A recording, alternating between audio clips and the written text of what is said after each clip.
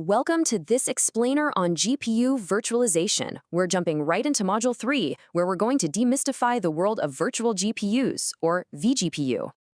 All right, before we really get going, just a quick but important heads up. This is Module 3 of a 20-part tutorial.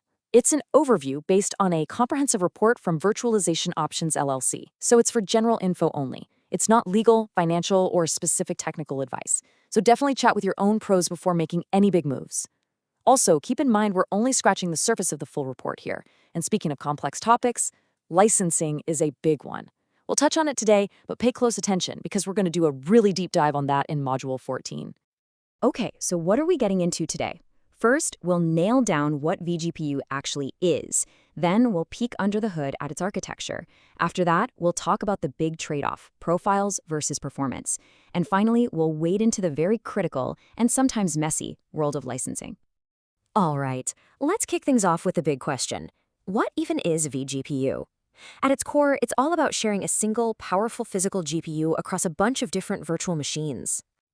So, here's the deal. vGPU is this awesome technology that lets multiple virtual machines, or VMs, share one single physical GPU. The really cool part? To each of those VMs, it looks and feels like it has its own dedicated hardware. It's kind of like taking a big, expensive pizza and giving everyone their own perfect slice. This is a total game changer for getting the most bang for your buck out of that pricey hardware. So you might be wondering, how does this actually work? Let's take a look at the architecture. The magic behind vGPU really boils down to three key things. First, you've got this mediated device model. Second is how it handles scheduling. We're talking time slicing here. And third, it's all about smart memory management.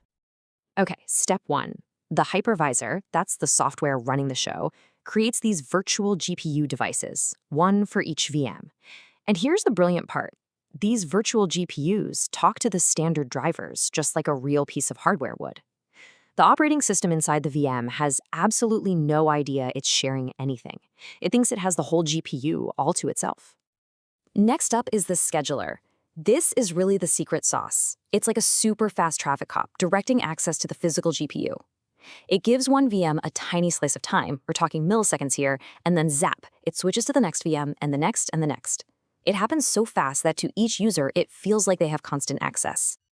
And step 3, which is absolutely critical, is memory management.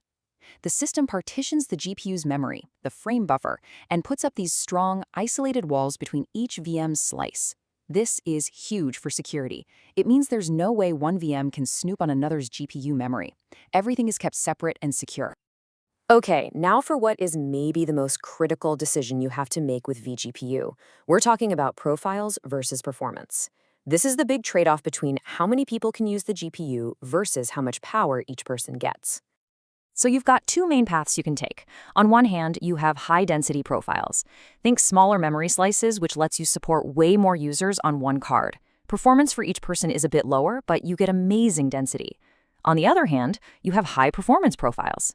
This means bigger memory chunks for fewer VMs, giving those users performance that gets really close to having their own dedicated GPU.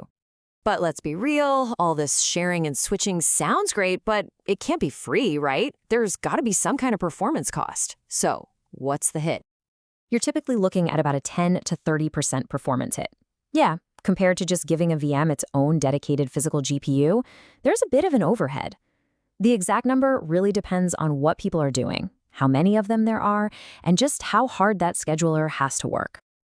And finally, we need to talk about something that is so important but often gets overlooked until it's too late. Let's get into the critical, and I mean critical, licensing considerations. This can be a real minefield. Look, when you're deploying vGPU, you're not just buying a piece of hardware. You're entering a world of multiple licensing layers that you absolutely have to investigate before you start. It's a whole different ballgame. And this is what I mean by layers. It's like a big, expensive cake. You might need licenses from the GPU vendor for the vGPU software itself. Then your hypervisor platform might have its own tiered features that cost money. Of course, every guest operating system needs a license. And if you're using containers, yep, that could be another layer. It adds up, and it adds up fast. So what's the takeaway here? You have to, and I mean have to, thoroughly review every single license agreement that applies. The rules can change depending on the vendor, the product edition, the scale of your deployment, and what you're even using it for. It's a lot. So here's the final question to leave you with. vGPU offers this incredible way to maximize density, to get more users on your hardware. But it comes with these complexities of performance tuning and a whole web of licensing. So is it the right choice for your workload? That's the real puzzle, isn't it?